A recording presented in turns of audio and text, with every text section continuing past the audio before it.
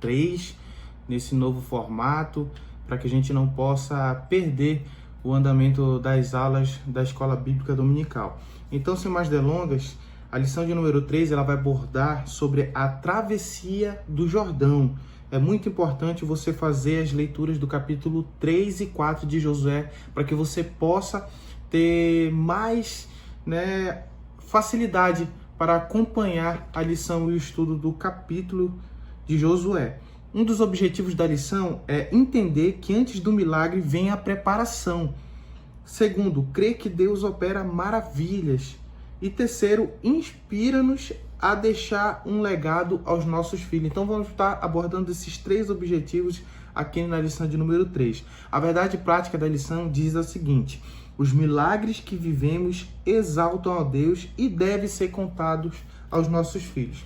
A introdução vai dizer que nós brasileiros conhecemos bem sobre rios, especialmente na região amazônica. Então nós amazonenses temos essa peculiaridade de conhecer um pouco mais do que como é um rio, porque essa lição ela justamente vai abordar a travessia do Jordão, como isso foi fundamental para que a conquista da Terra Prometida fosse seguida sem nenhum empecilho, porque Deus age através do impossível. Primeiro ponto vai dizer antes da travessia, a Arca da Aliança, e ordenar ao povo dizendo: quando virdes a Arca da Aliança do Senhor vosso Deus, e que os levitas sacerdotes a levam, partireis vós também do vosso lugar e a seguireis. Josué capítulo 3, versículo 3. A Arca da Aliança era o principal símbolo da presença de Deus entre o povo de Israel. Então, nesse primeiro tópico, nós vamos ver que a Arca da Aliança era um símbolo da presença de Deus ao povo de Israel. Então, era um símbolo.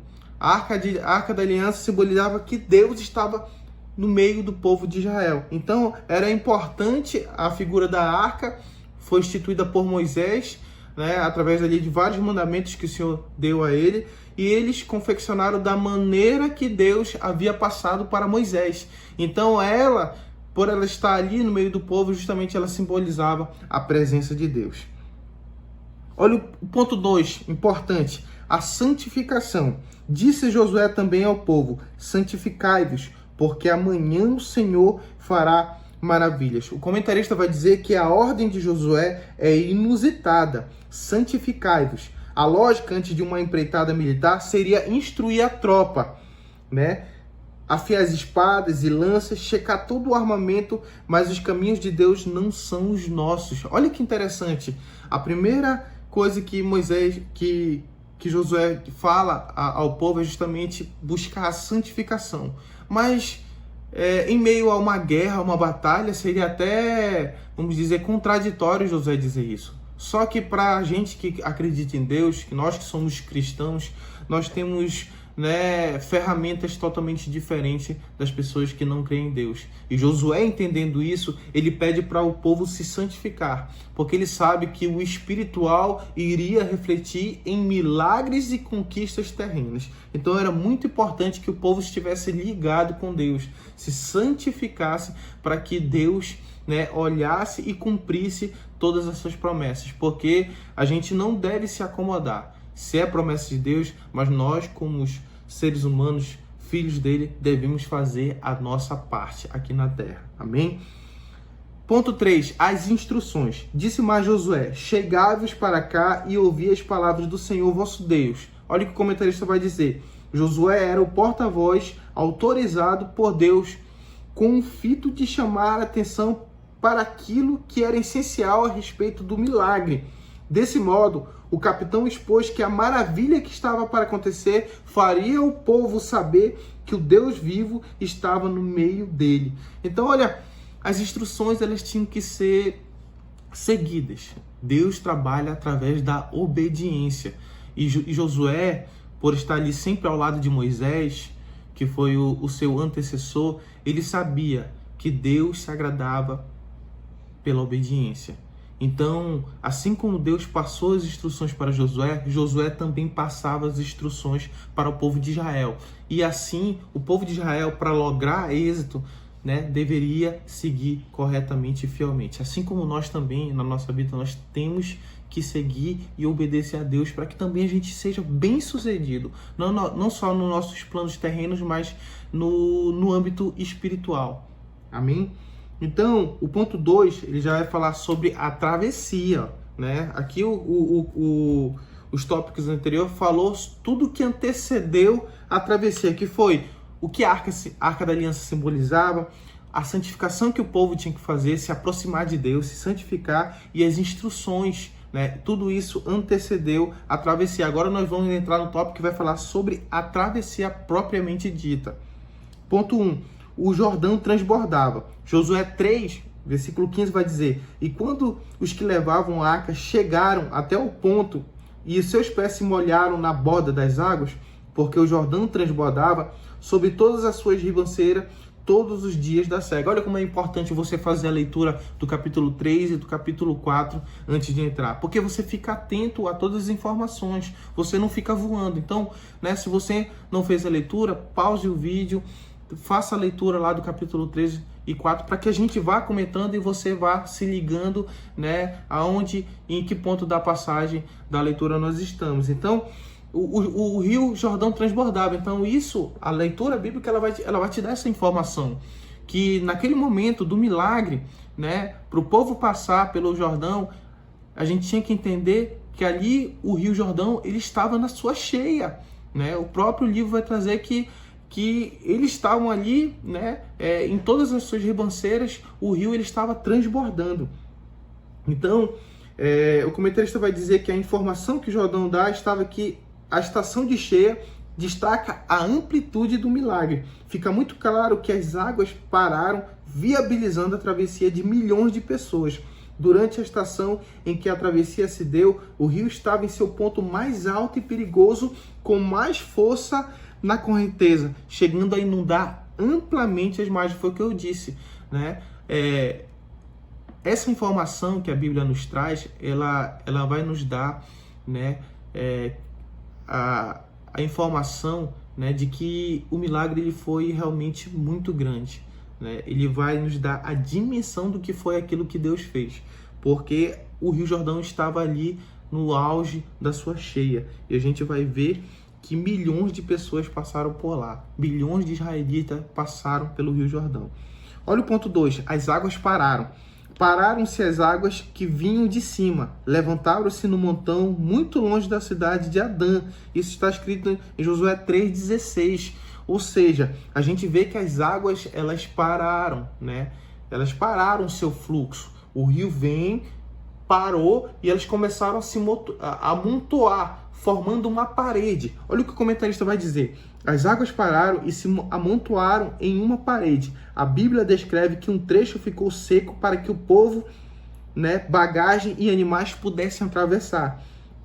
Na história, outros eventos naturais aconteceram, mas nenhum com a confluência de detalhes e agravantes cuidadosamente descritos nessa passagem. A gente vê que Josué, capítulo 3 e 4, ela traz essas informações, né, para que a gente possa ter uma noção de como foi tudo aquilo que Deus operou através. Porque ao nosso olhos humanos, e até mesmo fazendo uma leitura superficial, a gente pensa que é um lago, que é uma poça de lama que se abriu. Não, mas a dimensão era muito maior. Era um rio que estava no seu auge da sua cheia, e que ali mais ou menos entre 2 milhões e 3 milhões de israelitas passaram a seco.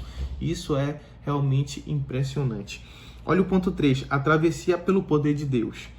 O comentarista vai dizer que a arca e os sacerdotes ficaram firmes, parados no meio do Jordão, enquanto o povo fazia a travessia. Vemos um Deus protetor, pois a arca abriu caminho e parou no meio do rio durante o milagre, até que da primeira mulher e até o último homem de Israel passassem para o outro lado.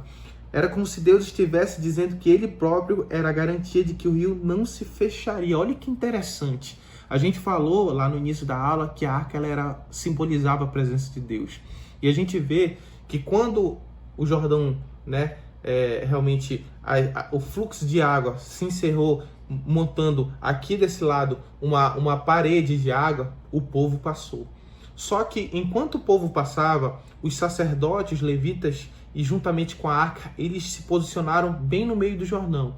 E como eles se posicionaram ali, o comentarista ele vai dizer, é como se o próprio Deus estivesse dizendo à nação de Israel que ele estava ali garantindo que o povo passaria são e salvo para outra margem. Que interessante, e a gente nota, né, a preocupação de Deus, né, em não só fazer o milagre, mas mostrar que ele está ali com eles e está aqui conosco nos dias de hoje.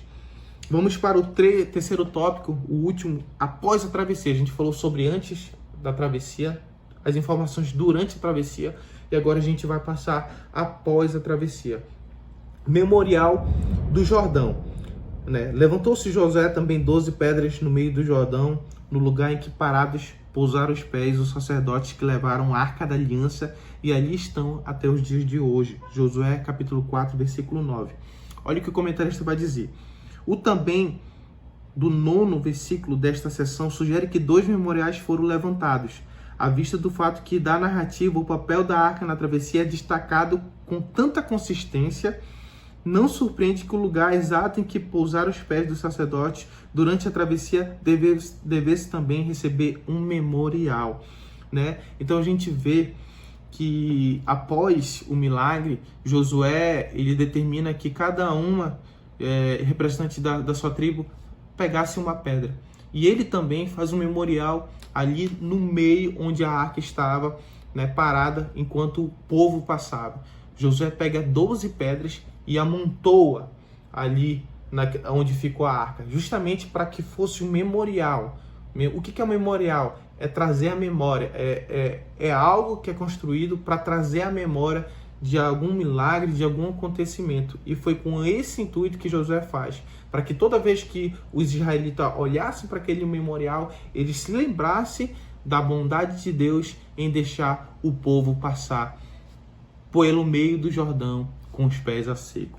Amém? É como se representasse o antes e o depois, porque ficou no meio do Jordão. Esse memorial que Josué fez ficou no meio do Jordão. Então, quando houvesse a seca e a cheia, as pessoas poderiam contemplar na seca, né, o memorial, e na cheia também algum pedaço ali daquilo que foi, né, edificado por Josué naquele momento como memorial. Amém? O ponto 2 vai dizer sobre os efeitos da travessia. Olha o que o comentarista vai dizer. Temos uma descrição em detalhes do que aconteceu após a travessia, e principalmente os efeitos que este milagre teve internamente para Israel, assim como externamente para os seus inimigos. O primeiro efeito interno foi a ratificação das credenciais de Josué como líder. Então, aquele memorial, o milagre em si, ele serviu tanto para mostrar para aquela geração que não tinha visto, né, o milagre do Mar Vermelho, para eles terem, né, a certeza de que Deus estava naquele propósito. Deus estava cumprindo a sua promessa. Então, o milagre serviu para isso e também para ratificar, né, a posição de Josué como líder. A gente vai voltar para as primeiras lições, a gente vai ver que Josué, né, foi o sucessor de ninguém menos que Moisés. Então você deve ter uma noção de como Josué estava, né, em assumir a liderança. Mesmo sendo confortado por Deus, nós vamos ver que Josué talvez tenha se sentido ali, né, incapaz, mas Deus vai e o anima. E mais uma vez, Deus, através desse milagre, porque Josué era o líder que atravessou o povo ali no Rio Jordão, então nós vemos ali a ratificação. É como se Deus estivesse falando: Josué, eu estou contigo, e agora eu vou mostrar para toda a nação de Israel que eu estou contigo e que você é o líder que foi constituído por mim. Amém? Então, o comentarista vai dizer que os milagres que vivemos hoje não devem ser ocultados dos nossos filhos. Pelo contrário, eles devem ser contados às mesas de nossas refeições, reuniões familiares e afins, para que nossos descendentes entendam que Deus foi fiel conosco e há de ser também com eles. Olha que interessante, é o que vai dirigir tudo isso que nós falamos. É nós sermos testemunhas do que Deus faz por nós. Aquele memorial, quando nós falamos, tanto o que Josué fez, como cada um representante da sua tribo que pegou uma pedra em seu ombro para erigir uma edificação em memória daquele milagre, isso serve para que a gente venha testemunhar, porque eles iriam passar para suas gerações aquela história, aquele milagre. E também nós hoje, como pessoas que creem em Deus, na figura de Cristo que morreu pelos nossos pecados, nós também temos que ser testemunhas, né? Usar todo momento de reunião, de refeição, né? Você que é pai, você que é mãe, passar isso adiante, passar os milagres, a palavra de Deus adiante para que seja testemunha. Isso é muito interessante, né? Isso é muito importante para que a gente venha criar o quê? Uma sociedade mais saudável, uma família, né, que faz isso, que propaga a palavra de Deus, que propaga os milagres de Deus, ela vai gerar automaticamente uma sociedade mais saudável. Terceiro ponto é o memorial em Gilgal. Após a travessia, o povo edificou um monumento de pedras para registrar às futuras gerações a benevolência de Deus. Foi o que eu disse. Josué fez o memorial, mas cada um, né, das 12 tribos, um representante pegou uma pedra também lá do Rio Jordão para fazer um memorial, para que todo o povo de Israel e todas as gerações posteriores pudessem, né, conhecer aquele milagre que antecedeu, né, a queda dos muros de Jericó e sucessivamente ali a todas as outras guerras que foram conquistadas. Amém? Então, o comentarista, para finalizar, ele vai dizer: por toda a Bíblia, memoriais servem de sinal de encorajamento, né? Todo milagre ele serve para nos encorajar. Deus tem os seus propósitos com os milagres. O ponto B, instrução para as futuras gerações, né? A gente instruir, a gente consegue com o milagre de Deus, com a palavra de Deus, instruir as futuras gerações. E ponto C, testemunho para todas as nações. Os milagres eles servem para testemunhar o poder de Deus. Amém? Não foi só uma passagem ali pelo Rio Jordão. Havia toda uma logística que foi facilitada para que aquilo acontecesse. Porque se não acontecesse, o abrir ali das águas, né, o povo, aqueles quase 3 milhões de pessoas não conseguiriam passar para o outro lado e assim, né, a vitória acontecesse, a entrada na terra prometida acontecesse. Aplicação pessoal. Os milagres que vivemos devem ser anunciados aos nossos filhos, de modo que eles também desfrutem da fidelidade de Deus e do seu cuidado e proteção para conosco. Então os milagres não são à toa. Assim como Deus abriu o Rio Jordão para o povo passar, assim também nos dias de hoje ele continua fazendo milagres. Ele continua provando que ele é o mesmo ontem, hoje e para todo sempre. E é isso que nós devemos ter a consciência. Amém? Que Deus possa abençoar. Não desista. Vamos estar aqui, né, passando as aulas da EBD, que você não possa perder. Se tiver alguma dúvida, deixa nos comentários, né? Se ainda não é inscrito no canal, se inscrevam, né? E se você puder, passe esse vídeo adiante para que as pessoas também possam ter esse prazer de conhecer a Bíblia Sagrada. Esse trimestre estamos estudando sobre Josué. É um livro de conquistas. Amém?